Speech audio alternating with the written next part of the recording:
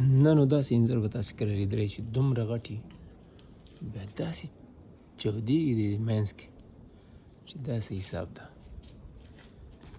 ډېر غټ غټ انځر نیسي.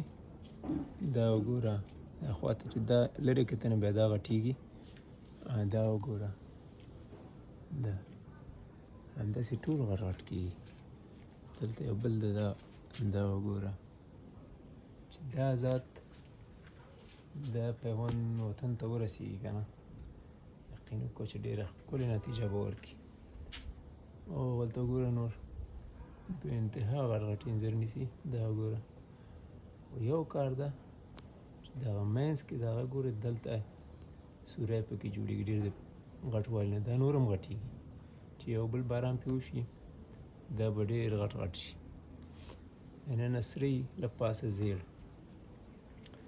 دننه مغز یې سوري او له پاسه زیړي چې د دې تخم یا قلماو یا پیوند هر څه چې ورته وایي چې هېواد ته ورسېږي که نه زما په اند ډېره ښکلې نتیجه به ورکړي. او تقریبا چې ګرم ځای کې دا 2 دفعې انځر کوي. اوس یې نوي نور هم نیولي او بعضې نتیجه هم بیا ورکوي غټېږي. او دا وګوره هر شاخچه کې یو ځای کې داسې غټ غټ انځر نیسي. وګوره